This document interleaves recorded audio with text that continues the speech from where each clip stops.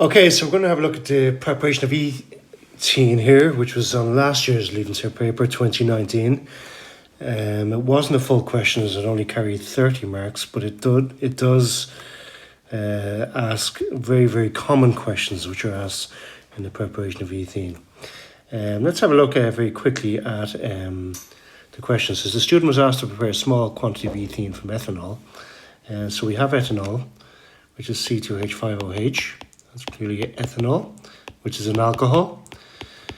And when it's dehydrated, it produces C2H4 plus H2O, and that's ethene. Okay? And water. The water which is formed adsorbs onto the aluminium oxide catalyst, which we'll talk about later. So part one says as follows. 30 marks here going for this, for the entire part. It says draw a diagram of the arrangement of the apparatus, and this is probably the most commonly asked diagram to draw in the Leaving Cert chemistry exam. And the diagram is as follows. Let's just move this up quite sure. We have a boiling tube, and there's it's sealed at one end, and down the end here is my glass wool soaked in ethanol. So my glass wool soaked in ethanol. That's the position of the ethanol at the beginning of the experiment. The reason why the ethanol must be soaked in glass wool is because ethanol is, of course, a liquid, and we can put an L there to show that. The catalyst is placed halfway along the boiling tube, or the test tube if a test tube is used, but ideally it should be a boiling tube, and the catalyst is aluminium oxide, and this is something we must be aware of. Aluminium oxide, which has the formula Al2O3. How do we collect the ethene? Well, ethene is non-polar, so it won't mix too well or dissolve too well in a polar substance like water. So we collect it by the downward displacement of water. It's the technique we use. You won't normally correct huge quantities of ethene in this example here, but you can see I have my ethene getting bubbled into a test tube, which is pushing water out and allowing the ethene gas to collect in it. The ethene is then collected in sealed test tubes. Okay, so one last thing in my diagram which I am missing and must be put in is a source of heat. And I can draw my Bunsen burner here very, very simply. And because no reaction will occur unless the catalyst is hot. And for basically most of the reaction, the catalyst is actually kept warm. On occasion, it's not necessary to heat the ethanol at all. Enough heat will be generated at the catalyst. So let's have a look and see where the marks are going here. It says draw an arrangement diagram of an arrangement of apparatus for the preparation and collection. Notice preparation and collection. Indicate clearly on your diagram the location of the ethanol, which is the catalyst, the heat source, and the ethene produced. And where the marks were going in this sort of circumstance is 3 marks were going for showing the horizontal test tube with the delivery tube. Make sure you have the delivery tube in there. And 3 marks for showing the ethene getting collected over water. And there was 4 marks for showing the correct location of the ethanol down here. That's one mark here each. The Bunsen burner for 1 mark. And we also had the aluminium oxide catalyst for 1 mark, and my ethene, its location for 1 mark. So that's where the exact, so it was 10 of the 30 marks were going for that diagram, and any student should be well capable of producing a diagram of that type. So part 2 says, well, we've already sort of mentioned part 2. It says, if you go back up here, it says part 2 says identify the catalyst and describe its appearance at the beginning. The catalyst is aluminium oxide. We're not asked for the chemical formula, but it's worth remembering it as Al2O3. And we're asked, if we look at the second part, it says describe its appearance. It's a white powder. A white powder. It does say at the beginning of the experiment. The reason is the white powder, the aluminium oxide, becomes discoloured as the reaction continues. And there's 6 marks going, 3 and 3 for each of these 2 parts. So there's 16 of my 30 marks wrapped up already. Let's look at part 3. It says explain clearly why a risk of hot glassware shattering due to rapid cooling is associated with this preparation. Well, what's that referring to is quite clearly is suckback. Okay, and what is suckback? Suck back is effectively when you stop producing, when you remove the heat, no more ethene will be produced, no more gas will be coming out here. And so a sort of vacuum is created and water will come up through the delivery tube. Cold water will go into the very, very hot reaction flask, boiling tube, and therefore that could crack the glass and is a safety issue. So suck back occurs. That technique that is actually called suck back. It's something we want to avoid. And our second part of our question says, how can this risk be minimized? In other words, how can you effectively stop this occurring? Well, simply we can remove the delivery tube remove delivery tube from the water at the end of the experiment. From the water at the end of the experiment, okay? Why do we say at the end of the experiment? You could say when the heat is removed. Well, very, very simply why it's at the end of the experiment, because when there's no more heat getting produced, as I said, we'll have no more ethene be produced. So we get rid of that tube there to get rid of the suck back at the end of the experiment. We remove it from the water. And so again, we had 6 marks going here, 3 marks for stating suck back, 3 marks for stating the delivery tube. So of the 30 marks, we've accounted for 22 of them already. And the last part is a calculation. And it involves me having to use the equation given. Now, it's quite handy that they gave us the equation. It's an equation you're expected to know.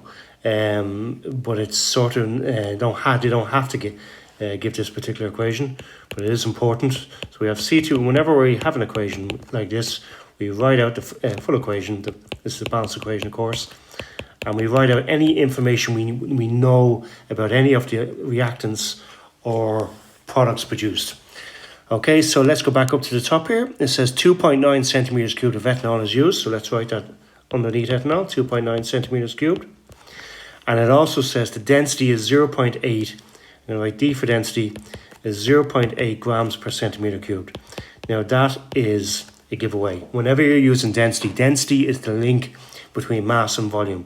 Centimeters cubed is volume. We want mass. Why do we want mass? Because if we get mass, we can get moles. If we have moles of any substance, we have moles of any one of the 3 substances. We have moles of the other 2.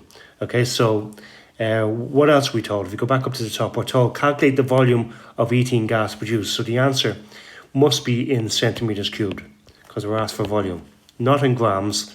Volume we're being asked. It's okay to put in litres also, so you know it doesn't declare what the unit required is, but my answer must be in centimetres cubed or litres.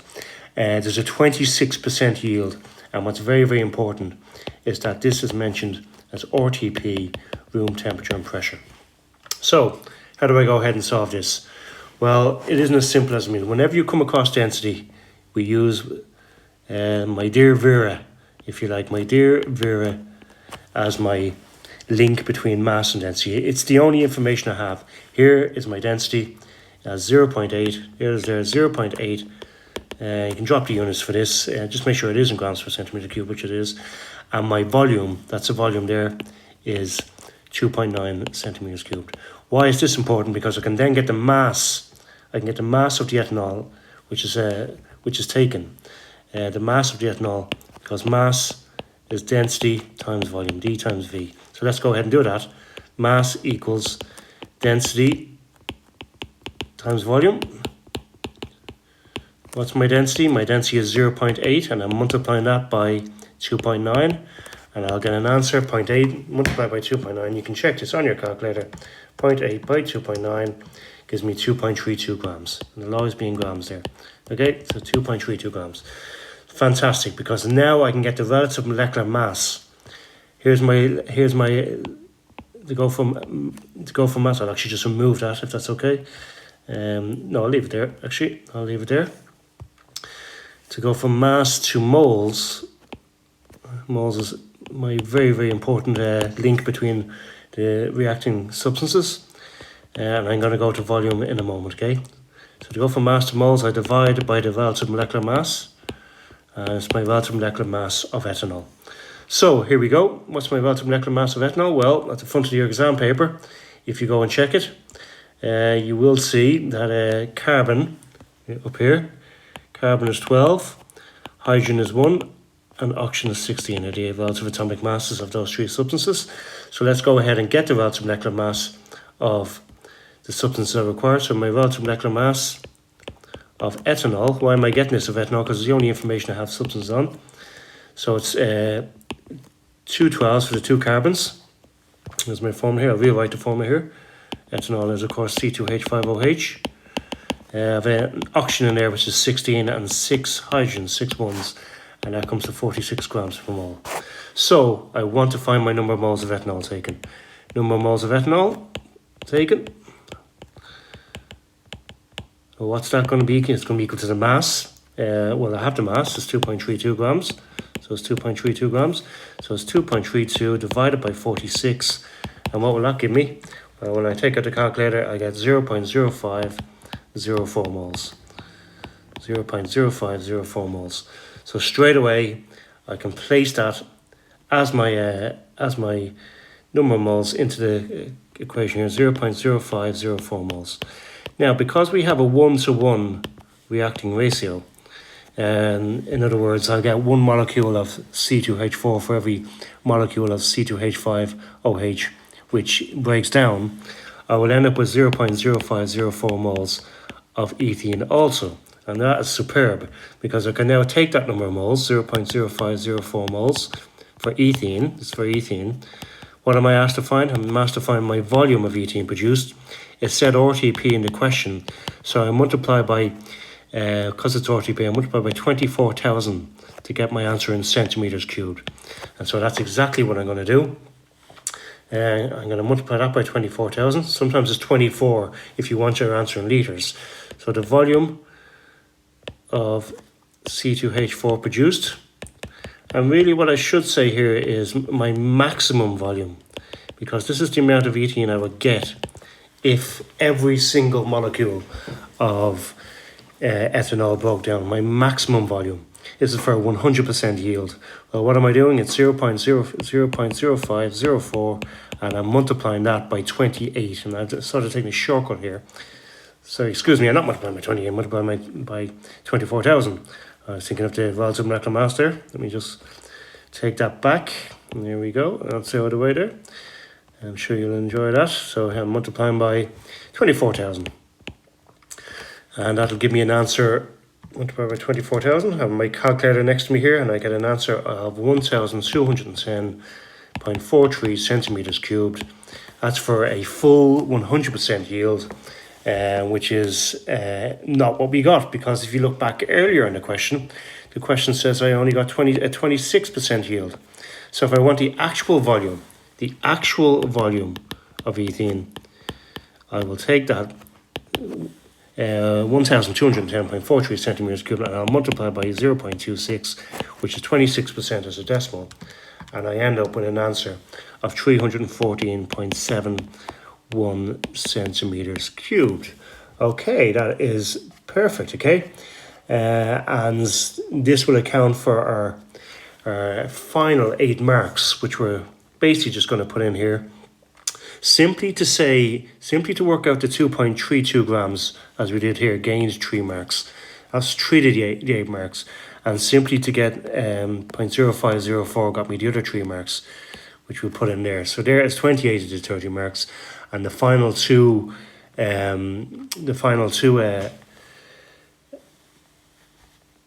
marks were for identifying that the number of moles of ethene would be the same as the number of moles of ethanol which broke down. For the final mark would be for my final answer 314.71 centimeters cubed.